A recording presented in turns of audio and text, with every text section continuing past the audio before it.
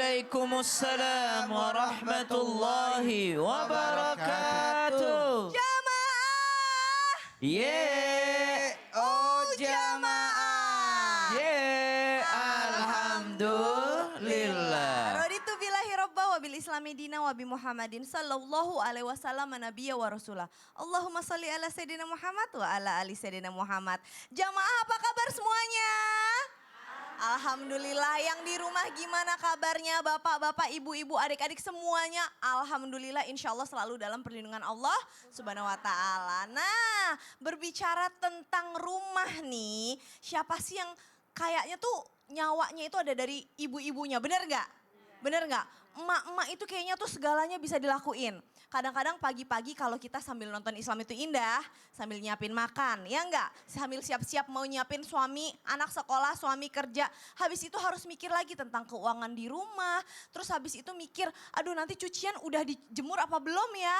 Ada berapa banyak ya makanan ini buat besok dan buat, aduh pokoknya banyak banget yang dipikirin. Makanya tema kita pada pagi hari ini adalah emak-emak ras terkuat di bumi. Masya Allah, bener gak sih? Tepuk tangan dong ibu-ibu. Nih habis ini aku mau kasih lihat ada sebuah tayangan salah satu emak-emak di Indonesia yang berani banget ya. Beraninya apa sih? Ini dia tayangannya. Barakallah, sekarang sudah bersama dengan kita Feby Marcelina. Assalamualaikum. Waalaikumsalam warahmatullahi wabarakatuh. Apa kabar sayang? Alhamdulillah baik. Alhamdulillah. Feby, kalau boleh tahu video tadi itu terjadinya tanggal berapa, hari keberapa demo?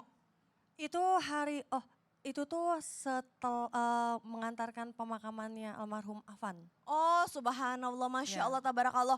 Terus kok Feby bisa-bisanya kepikiran buat, aku kayaknya pengen deh bagi-bagi minuman gitu. Apa yang ada terlintas dalam pikiran Feby? Karena kan setelah pemakaman kan itu tuh setelah kita keluar dari pemakaman itu ojol itu di situ banyak banget dan pastinya mereka belum makan, pasti belum minum juga gitu. Jadi pas lihat ada gerobak kopi memang sama semua ojol kayak udah masuk rombongan ya masuk rombongan. Jadi itu ada 3 ambulans, mobil Feby baru ambulans lagi di belakang gitu. Jadi bener-bener mengantarkan jenazah gitu ya sampai ke pemakaman lalu nyamperin orang tuanya di pos gitu. Karena memang orang tuanya ibunya terutama ibunya dan adanya itu pingsan nggak kuat. Subhanallah. Gitu. Nanti kita akan ngobrol lagi sama Feby tentang gimana sih Feby pengalamannya ketemu sama orang tua almarhum, apa aja yang dibicarakan gitu. Nanti kita akan ngobrol lebih jauh lagi ya. Nah habis ini nih Feby nih ada video juga nih yang gak kalah viral sama videonya Feby. Kita lihat yuk, ini dia. Masya Allah, tabarakallah. Pokoknya emak-emak itu kalau udah punya prinsip kayaknya benar-benar dipegang banget prinsipnya. Nah Bib, ada yang membicarakan katanya kalau emak-emak itu adalah tiang negara. Kok tiang negara sih Bib? Maksudnya apa ya Bib? Emak atau wanita nih?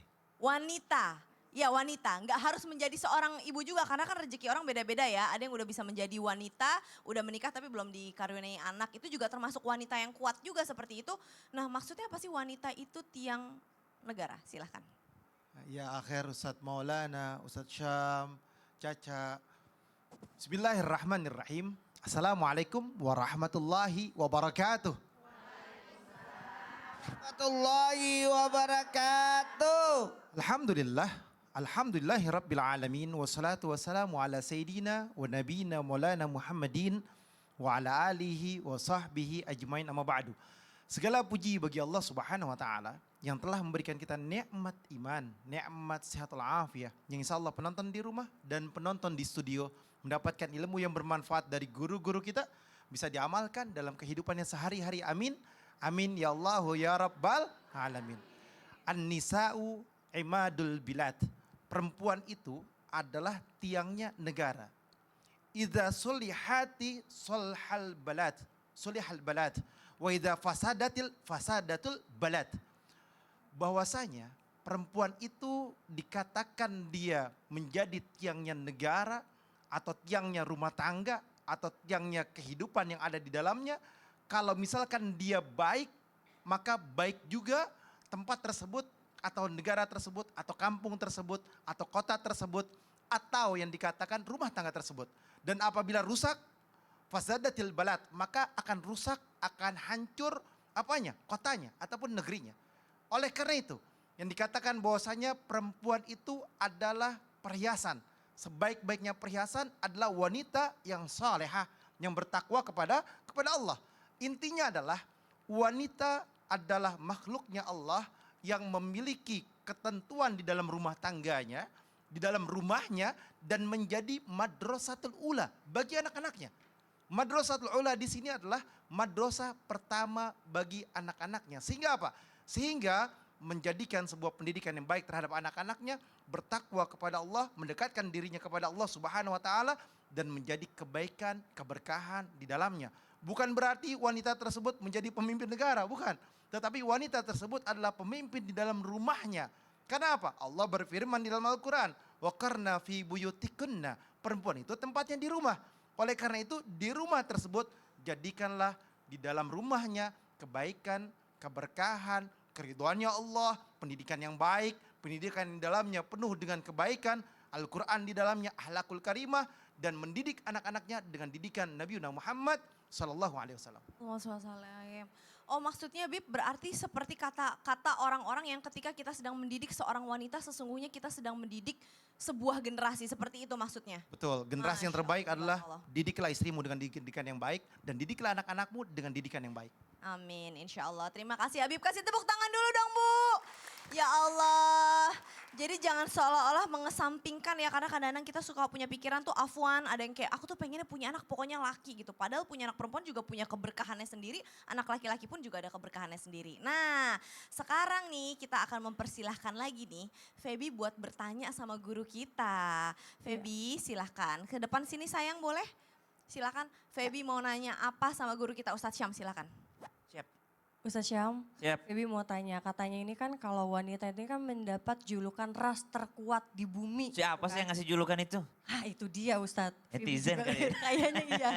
Tapi benar sih melihat tayangan-tayangan tadi kan mama nomor 1 maju. Oh gitu Masya kan. Allah. Tapi benar gak sih ini tuh karena jaminan pahala yang besar dari setiap yang dilakukan kita sebagai emak-emak atau wanita untuk keluarganya.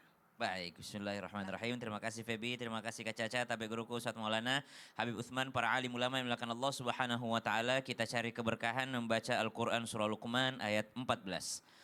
A'udzu billahi minasy syaithanir rajim. Allah. ووصينا الإنسان بوالديه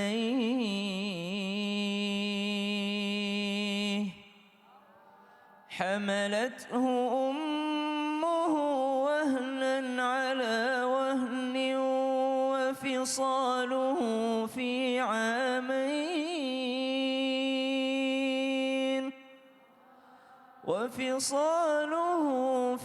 عامين أن اشكر لي ولوالديك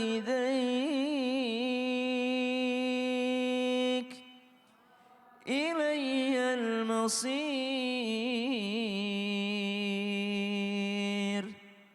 Allahumma arhamna bil Quran 114 surah 30 juz dalam Al-Quran, tidak ada satu huruf pun yang tidak penting.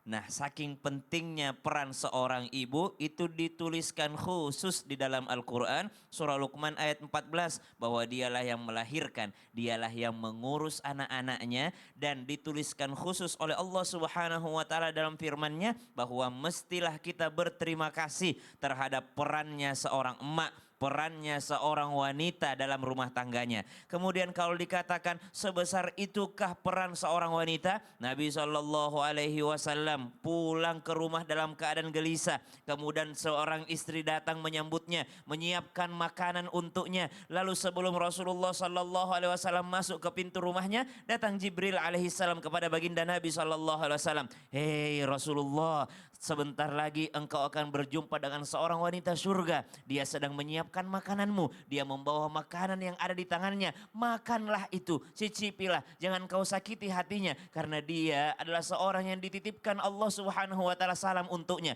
Dan berikan salam juga dariku untuknya. Dialah Ibunda Khadijah radhiyallahu anha warḍaha. Itulah kenapa Ketika ada seorang wanita datang kepada Nabi Shallallahu Alaihi Wasallam, ya Rasulullah, laki-laki mampu berangkat haji tanpa mahramnya, dia bisa berangkat sendiri. Ya Rasulullah, laki-laki mampu berkuda dan memanah di medan jihad. Ya Rasulullah, laki-laki bisa datang berjihad lalu syahid di sana. Lalu di mana kami perempuan ini? Apa peran kami sehingga bisa menyaingi pahala para lelaki? Maka Nabi Shallallahu Alaihi Wasallam tidak langsung menjawab pertanyaan tersebut. Rasulullah memanggil para sahabat dan bertanya, adakah pertanyaan yang lebih hebat daripada pertanyaan ini? Maka Rasulullah tersenyum dengan mengatakan, apa yang kau lakukan di rumahmu karena Allah, itu semua bisa menyaingi pahalanya jihad, itu semua bisa menyaingi pahala syahid. Karena itulah seorang wanita punya peran di dalam rumahnya, tapi pahalanya bisa seimbang dengan pahalanya laki-laki yang keluar dari rumahnya. Wallahu ta'ala alam. Allahumma amin. Ustaz Syam tahu nggak?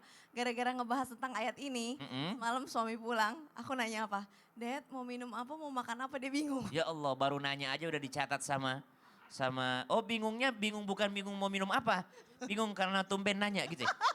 Subhanallah. Ibu-ibu ketawanya seneng banget sih Bu. Kasih tepuk Udah tangan husnuzon dulu. padahal. Gara-gara nyiapin makan, kadang-kadang kita suka lupa sebenarnya ada hal yang simple tapi Allah siapin pahala luar biasa. Tapi kita tuh maunya tuh yang susah-susah gitu. Ya udah nggak apa-apa. Abis ini insya Allah kita masih akan lanjut nih belajar apa aja sih berkah-berkahnya kita menjadi seorang ibu ya kan. Supaya kita bisa mendapatkan pahala yang sama seperti laki-laki dengan tema emak-emak ras terkuat di bumi. Jadi jangan kemana-mana, tetap di Islam itu Indah. Jamaah! Yeay.